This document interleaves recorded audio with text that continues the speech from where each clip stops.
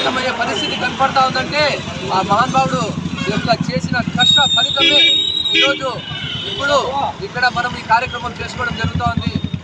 బహుజనులకు మరియు అన్ని కులాలకు బాబాసాహెబ్ అంబేద్కర్ యొక్క రాజ్యాంగ ఫలాలు ఈరోజు పొందుతున్నాయంటే మనం ఎంతో అదృష్టవంతులమని. బాబాసాహెబ్ అంబేద్కర్ గారు ఆ రోజు కనుక రాజ్యాంగం రాయకపోయింటే ఈరోజు మన బతుకులు ఏ విధంగా ఉండేదో ఒకసారి గుర్తు చేసుకోవాల్సిన అవసరం ఉంది. ఇటువంటి రాజ్యాంగము ప్రపంచంలో ఎక్కడ లేని విధంగా ఈరోజు భారతదేశంలో ఉందంటే మనము మన వర్గాలు ఎంతో అదృష్టం చేసిన వాళ్ళమని ఒకసారి గుర్తు చేసుకోవాలా. ఇప్పుడు ప్రస్తుత పరిస్థితుల్లో బాబాసాహెబ్ అంబేద్కర్ ఇచ్చిన ఓటు యొక్క ఆయుధంతో ఈరోజు మన జీవితాలు మార్పు కోసము ఒక సమయం అనేది ఇప్పుడు ఉంది.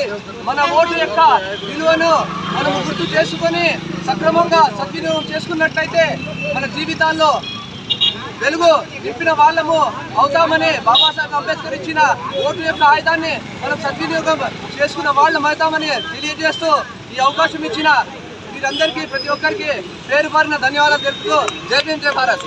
జై భీమ్.